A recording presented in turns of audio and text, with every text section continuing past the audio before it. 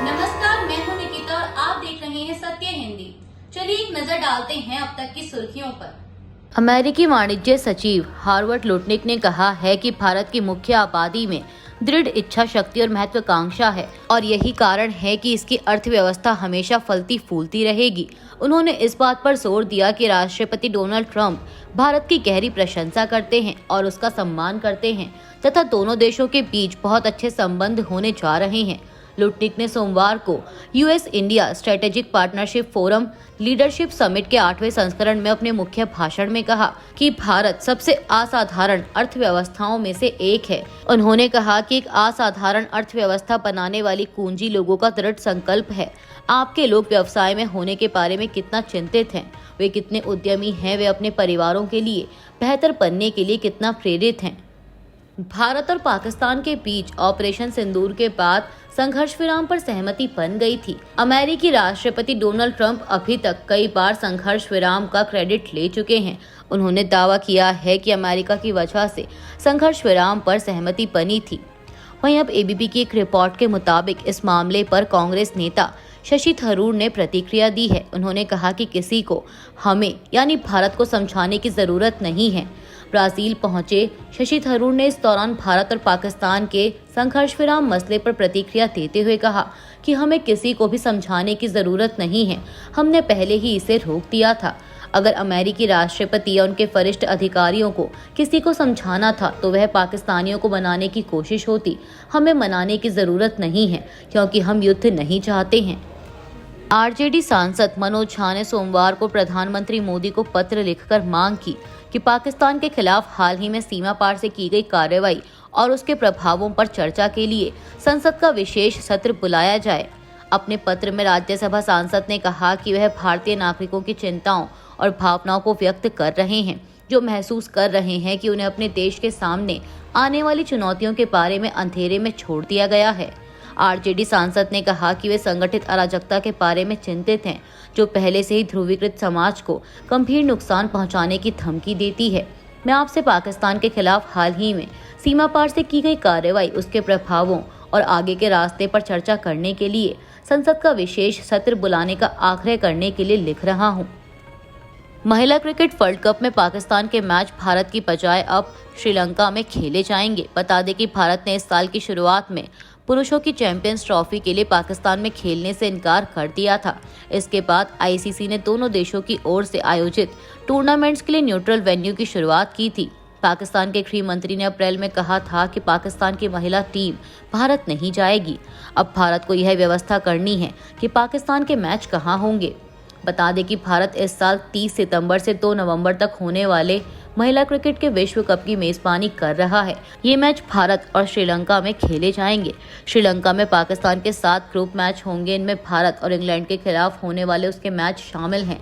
श्रीलंका में सेमीफाइनल भी होगा और अगर पाकिस्तान फाइनल में पहुंचता है तो ये मैच भी श्रीलंका में ही खेला जाएगा।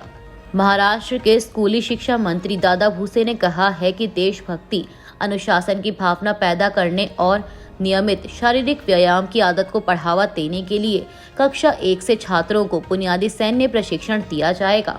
उन्होंने कहा कि छात्रों को प्रशिक्षण देने के लिए सेवानिवृत्त सैनिकों की मदद ली जाएगी। मंत्री ने कहा कि कक्षा 1 से छात्रों को बुनियादी स्तर का सैन्य प्रशिक्षण देने का निर्णय लिया गया है। इससे देश के प्रति प्रेम पैदा करने, नियमित रूप से शारीरिक व्यायाम करने और अनुशासन जैसी आदतों को बढ़ावा देने में मदद मिलेगी, जिससे छात्रों को लाभ होगा। मणिपुर में नदियों के उफान और तटबंधों के टूटने से आई बाढ़ से 56,000 से अधिक लोग प्रभावित हुए हैं। मंगलवार को एक आधिकारिक बयान में यह जानकारी दी गई। पीटीआई की एक रिपोर्ट के मुताबिक इसमें कहा गया है कि बाढ़ से 10,477 घर क्षतिग्रस्त हुए हैं और 56,516 लोग प्रभावित हुए हैं। बयान में कहा गया है कि सोमवार को इम्फाल पूर्वी जिले में एक व्यक्ति नदी में बह जाने के बाद लापता हो गया, जबकि प्रभावित क्षेत्रों से 2,913 लोगों को निकाला गया। तुर्की के राष्ट्रपति रेजेप तैयब अर्दोआन ने यूक्रेन के राष्ट्रपति व्लादिमीर जेलेंस्की और रूस के राष्ट्रपति व्लादिमीर पुतिन के बीच बैठक कराने को लेकर प्रतिक्रिया दी है। राष्ट्रपति अर्दोआन का कहना है कि वो ऐसा माहौल बनाने की कोशिश करेंगे जिसमें जेलेंस्की और पुतिन के बीच सद्भावनापूर्ण बातचीत हो सके। उन्होंने कहा कि हमें उम्मीद है कि दोनों नेता इस्तांबुल या अंकारा में मिलने के लिए सहमत होंगे और अमेरिकी राष्ट्रपति डोनाल्ड ट्रंप भी उनके साथ शामिल होंगे। तुर्की के राष्ट्रपति ने कहा कि अगर वह इस बात को मानते हैं तो मैं इस बैठक में उनके साथ आना चाहूंगा और इस तरह इस्तांबुल को शांति केंद्र में बदल दूंगा।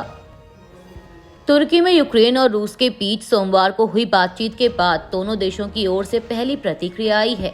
यूक्रेन के रक्षा मंत्री रुस्तम उमेरोव ने कहा है कि यूक्रेन को अब रूस का ज्ञापन मिल गया है और आगे के कदम तय करने के लिए यूक्रेन 1 हफ्ते का समय लेगा।